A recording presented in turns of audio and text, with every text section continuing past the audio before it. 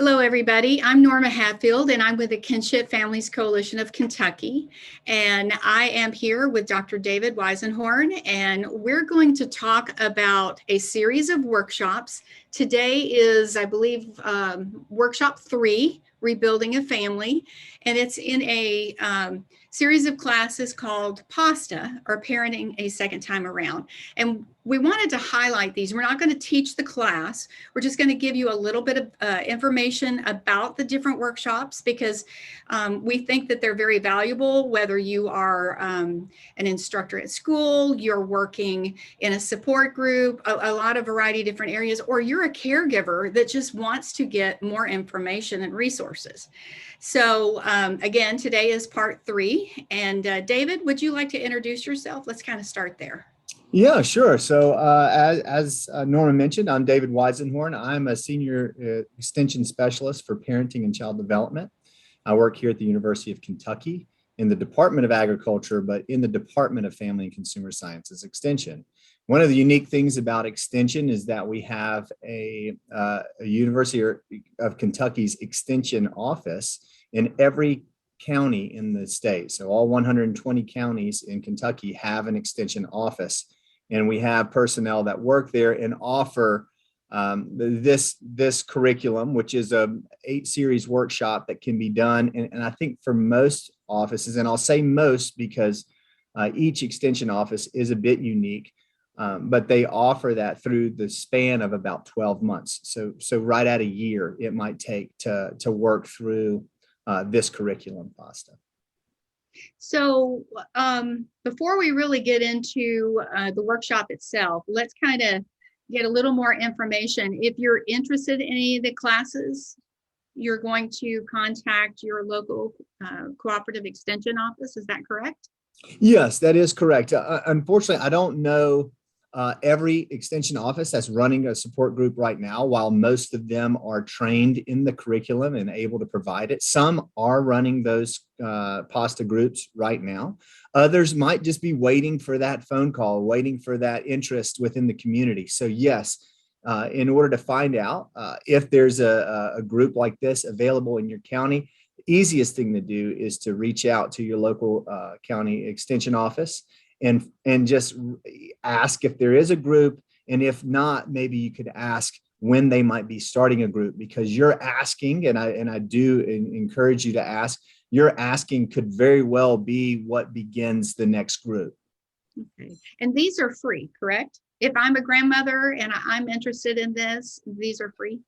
That is correct. Yeah, there is no cost for these. And again, depending on the county itself and the group, they may happen at different times during the day. So some of these might work during school hours so that the kinship families are able to attend without concern of childcare. Some of these offerings may be in the evening with the intention that they would bring the children with them and have another program that would keep them occupied. And some of these even provide dinners.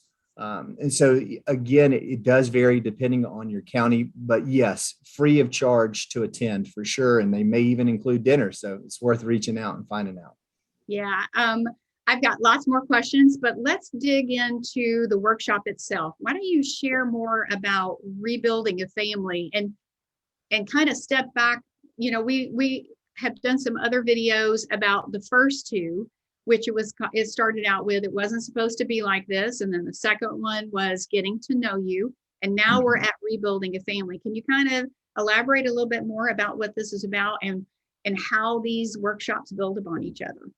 For sure. And so, yeah, I like the first couple are really to kind of talk about the situation and the emotions that are oftentimes wrapped up in the precipitating events that bring kinship families together. And oftentimes they can be rather dire or crisis type situations, whether it's incarceration or heaven forbid, a death of a parent, but possibly that, but certainly the removal of the birth family, the birth parents, and being placed into another home. It creates a lot of trauma and disruption in the child's life, as much as the caregiver's life. And so those first couple of workshops are really dealing with those emotions that the kinship families may have, both the child and the caregivers.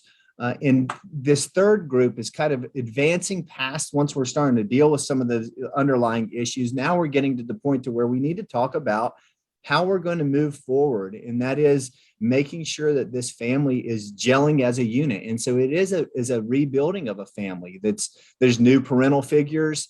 There may be very well could be new rules and expectations under the roof and in the home now. And so there's going to be a lot of role changing. And a part of that role changing is what this session or workshop really kind of focuses on, is this understanding of how is the kinship family going to play kind of that middle role. They're going to still be talking about their children that they're taking care of. They're having relationships with their biological parents, and how to manage some of those possible disappointments that come with that. If the biological family is still actively using drugs, and there's oftentimes a lot of letdown behaviors of broken promises and why those broken promises exist. And so the kinship family is then going to have to play the role of trying to explain some of the things that are going on and mediating a lot of that, as well as in the importance here discussed in this workshop of the kinship caregivers also keeping that relationship with their son or daughter, and how that all plays out. So again, can be very difficult, but a lot of it deals with how to have communication, really communicating effectively, both with your child and the child's biological parent. Yeah, there's a lot, as I hear you talk about this, there's so many complexities, if you will, Yes.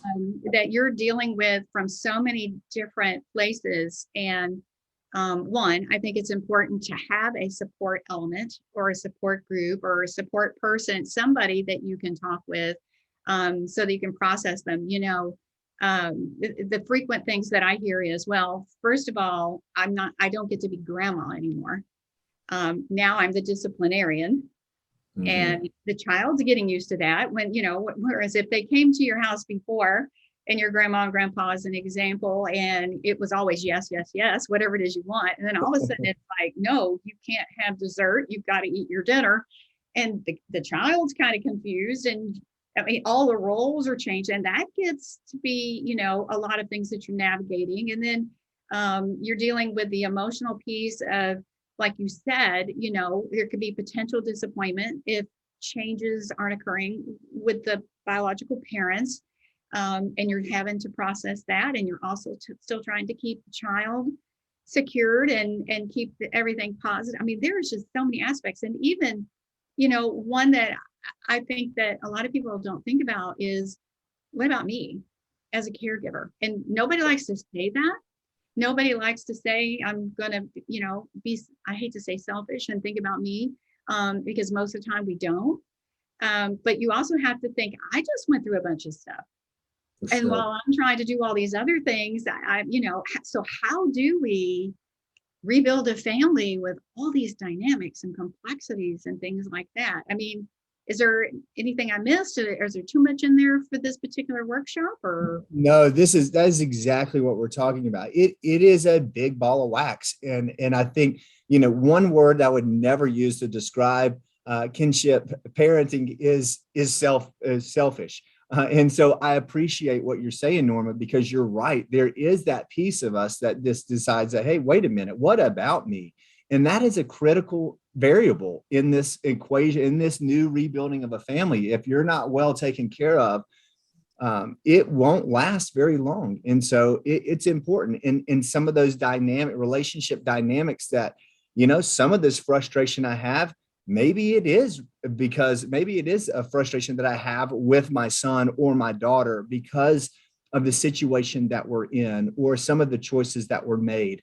And then how do I deal with that too, while trying to not allow that feeling in that relationship come out and shadow what now the child and their parent relationship is. And so I'm not sure that I'm saying that as smoothly as possible, but yeah, there are a lot of dynamics that go into this. And so what a better opportunity to really sit among your peers. And I mean that, and to hear some of the other frustrations that are coming. And it's not just about being frustrated, but also to hear about what the solutions are and some of the ways that they've been able to deal with these situations and have had success. And I think that's really what we try and focus on in all of our workshops are where are the successes and how do we multiply those successes. And so and that really does come through that support group ethic of other parents, other kinship families saying, hey,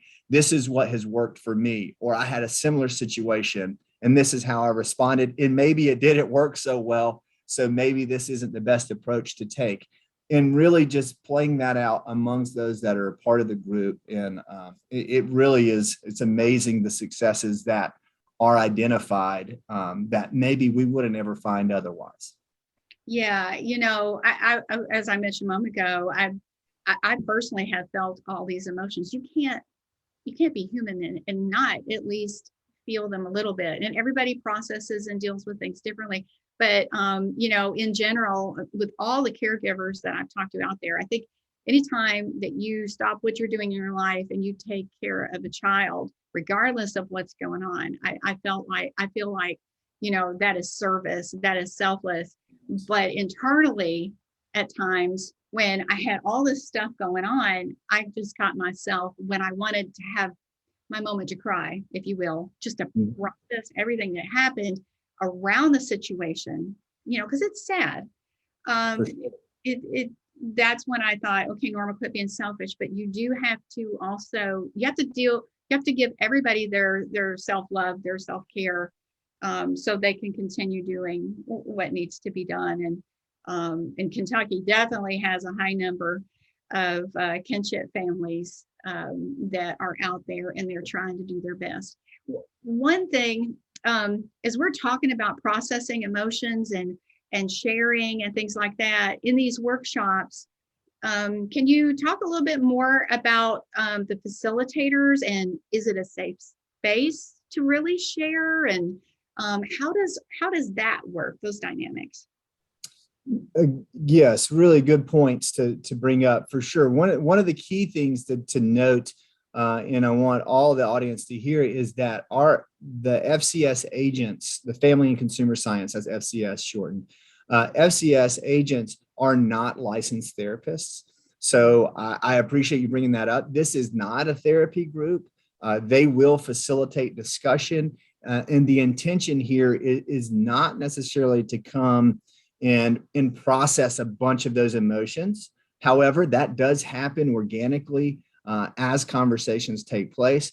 But this is not the place it's not therapeutic in the sense that you'll receive a diagnosis, or that they'll be specifically targeting questions that might get at some of the grief or the grieving process that's there. That's not really the idea. The idea and the intention of these groups and the facilitator is to facilitate rich discussion, but that we end up with more information and identifying the resources within the room, but also within the community. And so that is a really good point.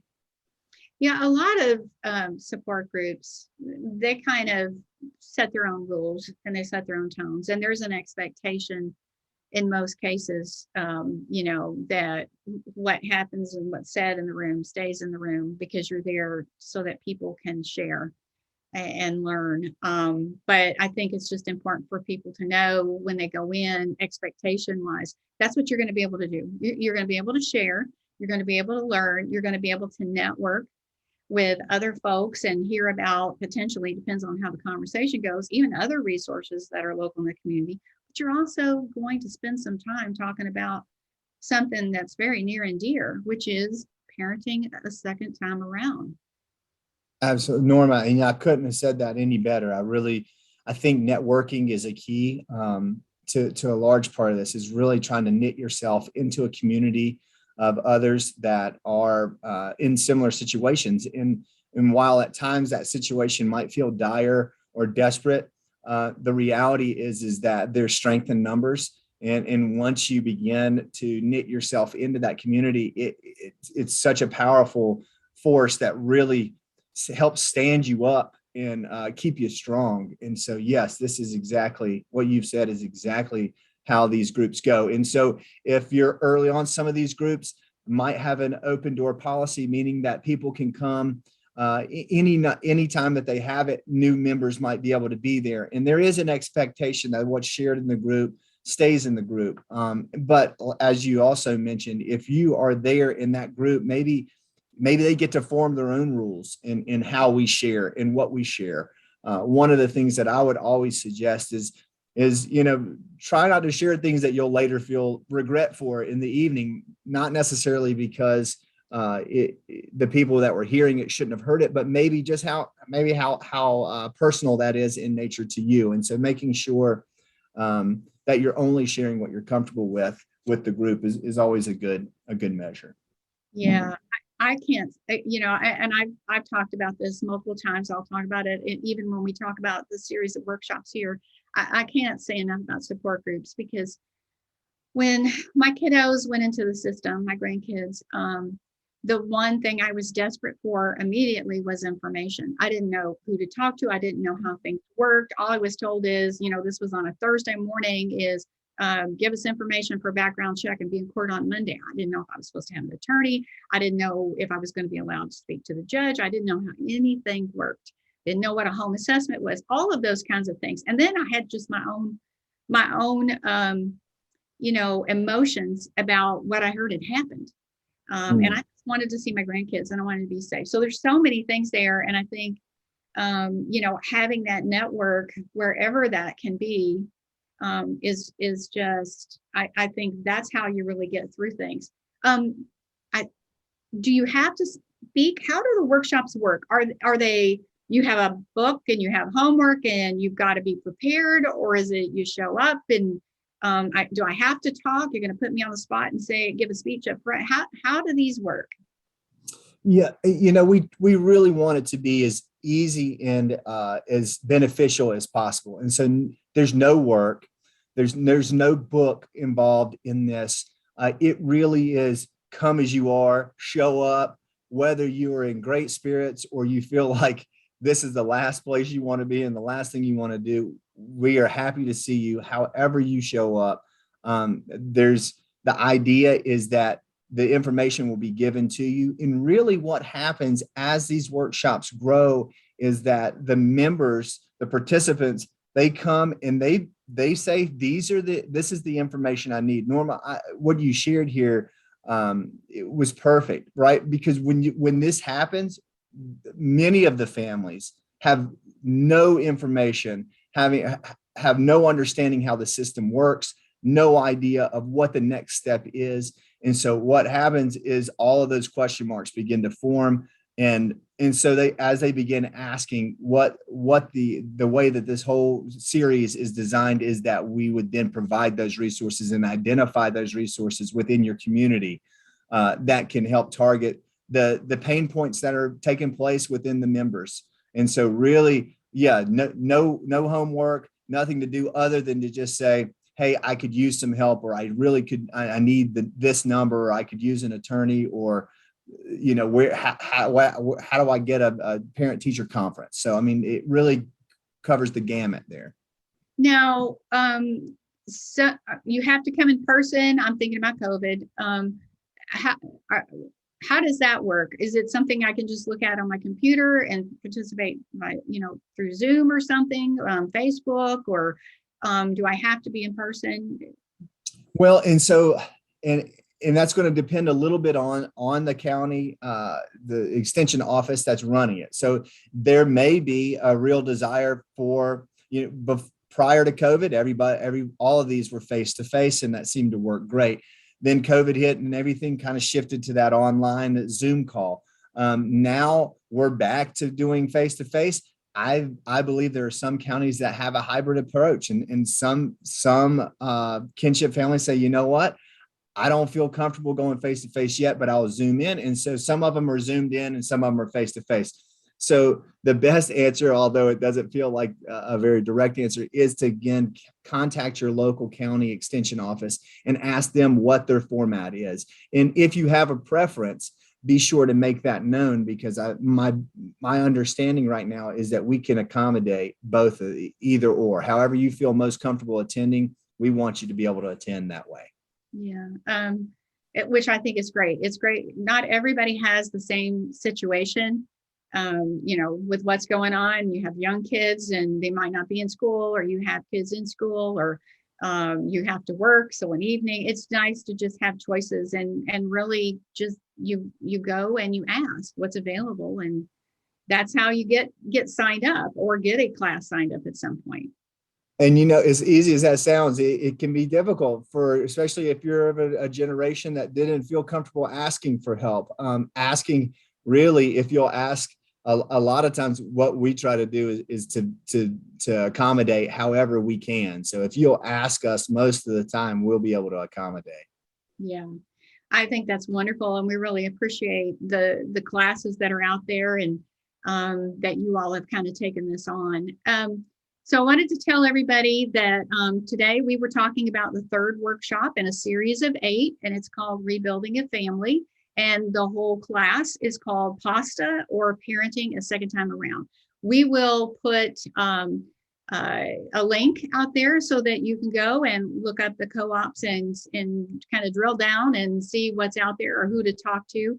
We will also have information on the Kinship Coalition site, which is at kinshipky.org.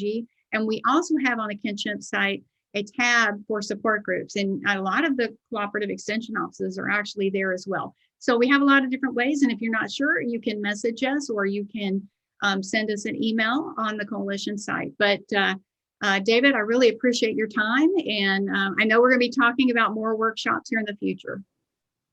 Thank you, Norma. Thank you.